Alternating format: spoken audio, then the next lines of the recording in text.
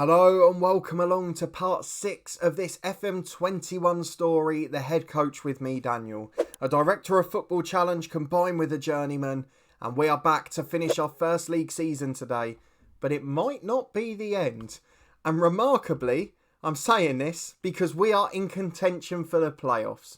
And not only are we in contention, we are heavy favourites. We need just one win from our last 2 games to make sure of it. Alternatively, Stenhousemuir or Stirling to fail to win one of their games, and we've made it. Conceivably, we can get no more points and probably make the playoffs.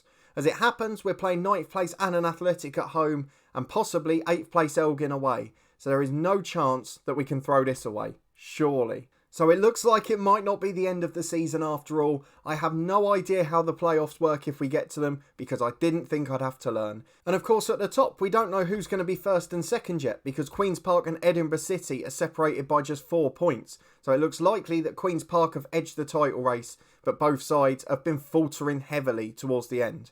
We, though, have been in fantastic form, so if you're looking forward to this one and a possibly dramatic and sensational end, please do put a thumbs up on the video. Subscribe down below for daily FM21 content from 2 long-term stories. This one and our Bangor City Build a Nation story will rotate every day on the channel at 3:30. So tomorrow we'll be back with Bangor, and on Thursday we could well have playoff games. If not, maybe a new job and a transfer special. Throughout this week, we're also continuing our beta live stream series with Wigan Athletic. So 5:30 every weekday evening and 10:30 AM on Saturday and Sunday. So please do come along, join in the fun if you're able to. And thank you so much for your incredible support.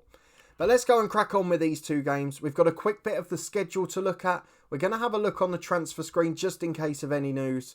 And we're going to look at the staffing, where Pat Nevin has been busy getting us up to speed. So let's start with the transfer screen. Not a lot going on as you'd expect. We talked about Naroki last game, so I don't think there's any new ones. And despite losing Leroy McAvora halfway through the season, we've gone from strength to strength, and I'm pretty impressed with it. And there'll be a specific reason why when we get to the end of season review.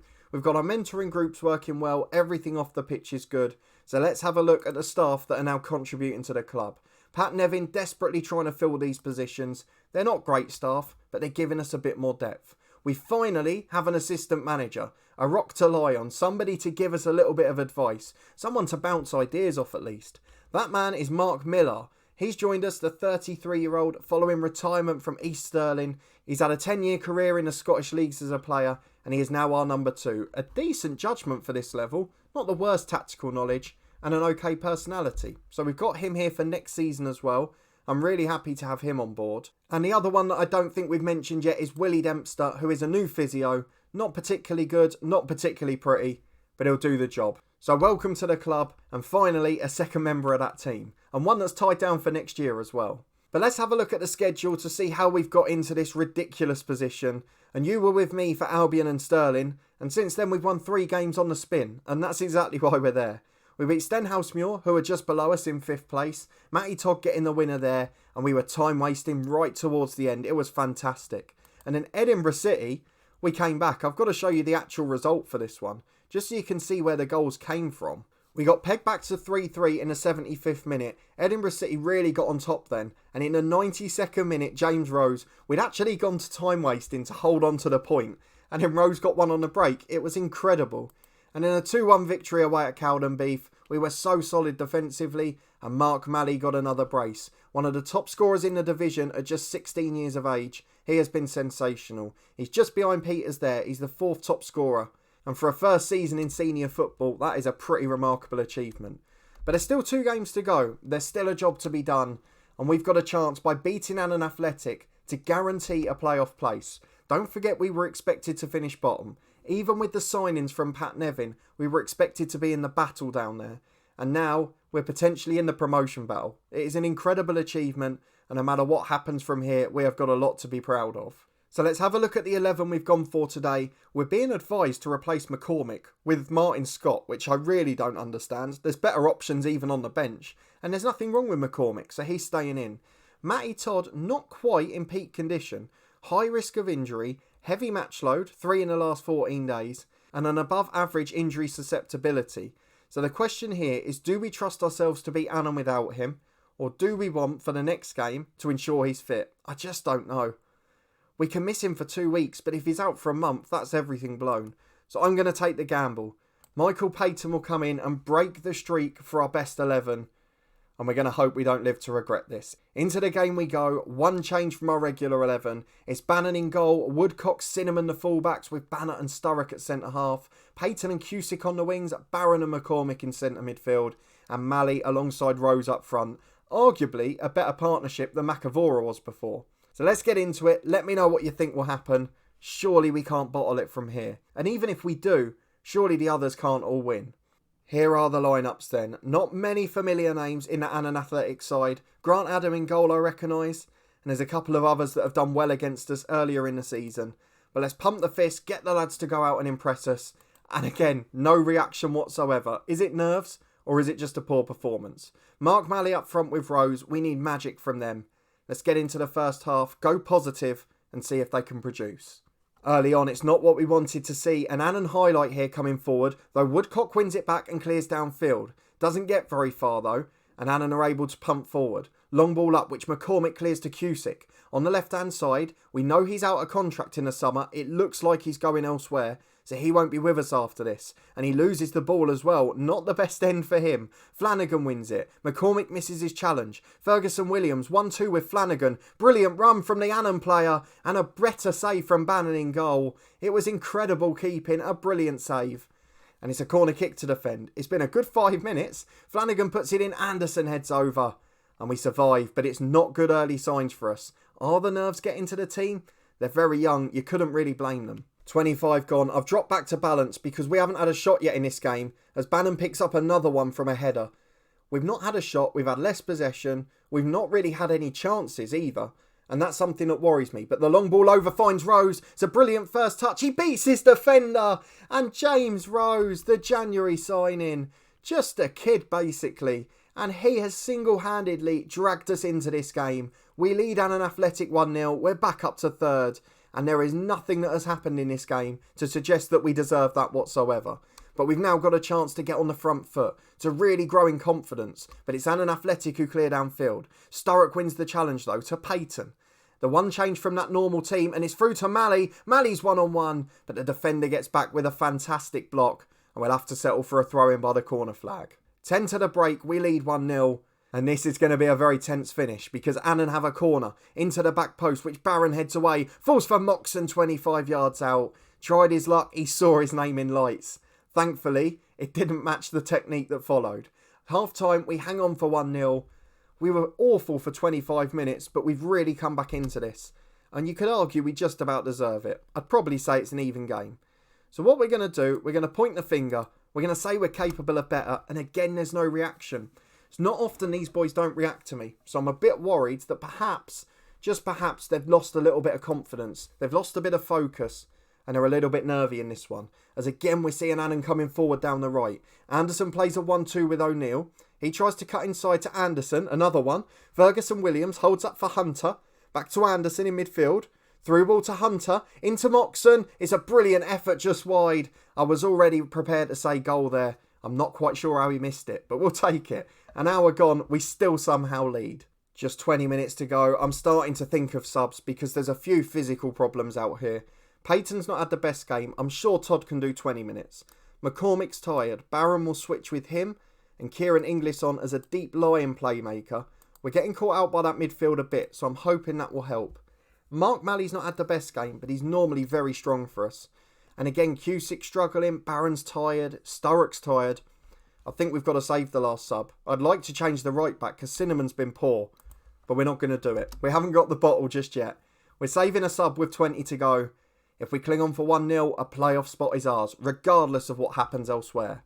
No further highlights until now. 4 minutes left on the clock as Barron puts a cross in. Rose heads it down. It's a brilliant finish from James Rose. 9 goals since joining in January. He has become an absolute legend already. And now we can go and make the third sub.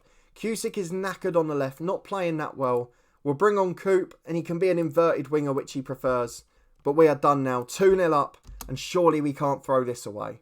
As Woodcock picks it up on the left. A chance to put some gloss on it perhaps. To Inglis. Back to Coop. He loses out to O'Neill and it's long downfield. And we don't want to give them a route back in. Particularly not with that third arrogant sub. as Watson comes down the right. He's got time to put it in. Coop recovers in fairness, but it's back to O'Neill, and now Fleming to Splain. Oh, it's a great effort. Just wide from 35 yards, but he almost caught the keeper out. Sean Bannon's had a good game, got an assist for the first goal as well. But 4 minutes of stoppage time up, we win 2-0 against Annan Athletic. They tested us more than we thought. They should have been ahead inside 20. But we are going to be in the Scottish League 2 playoffs. And I'm not quite sure how we've managed to achieve it. The average ratings across the team are poor. We've not dominated a huge number of games, but somehow we found our way in. It's a remarkable, incredible achievement. And there is the confirmation. Stenhousemuir lost their game. Stirling won, but 4 points behind with 1 game to go. And they might miss out now looking at the goal difference. They're the best side we faced all season, and somehow they're going to finish in 5th place. So it looks like us and Cowdenbeath are going to be battling out. I think what we probably need to do at this stage is go and have a quick look at what the rules are to make sure we've understood them right. So it must be that 2nd to 4th plus the 9th place in a division above are all in a hat together. What I want to know is who we play. Now I presume we're playing the strongest team, which would be ranked, I guess, as 9th in the league above. But they're a side that are going to be low on morale with poor confidence, and it could well be an opportunity if that's the case. There's a lot of prize money on offer, which does bode quite well, but let's have a look at who's there at the moment. Oh, it's East Fife. We've beaten East Fife this season. We beat them in the Cup, the League Cup at the start of the season. If that's the draw, that would be great.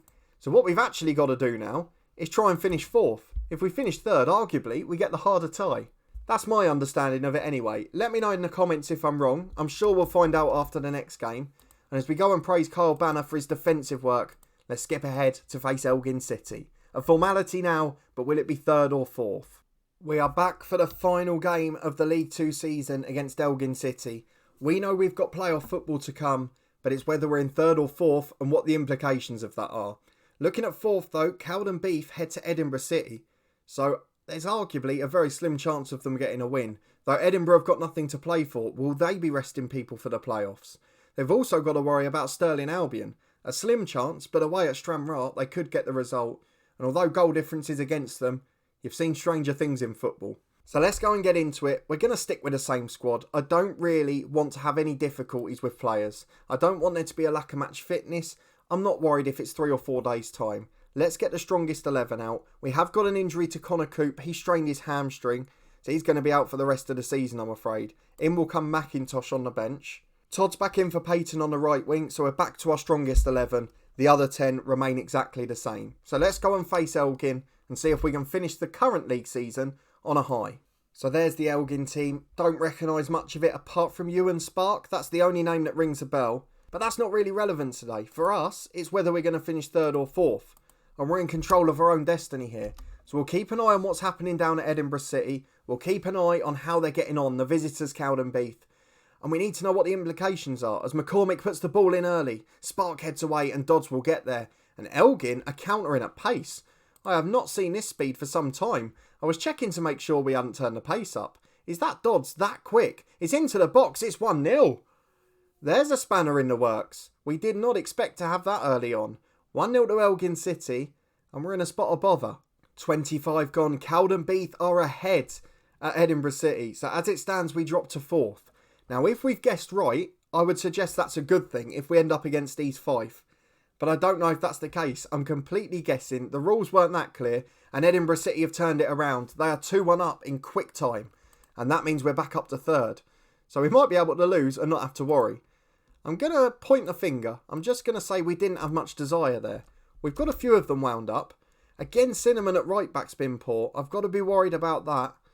But otherwise, it's just one of those days. There's not many chances, and it could be either way at the moment. Cowdenbeath have equalised. They're back on level points. I think they've got a better goal difference as well. I'm sure ours is a lot poorer. But Rose picks it up on halfway. Wants to change this story. McDonald nicks it back. Over the top, which Banner heads away. Finds Cusick on the left. He's cutting inside. Switches up to Malley. Holds it up well. Controls on the chest. Back to McCormick.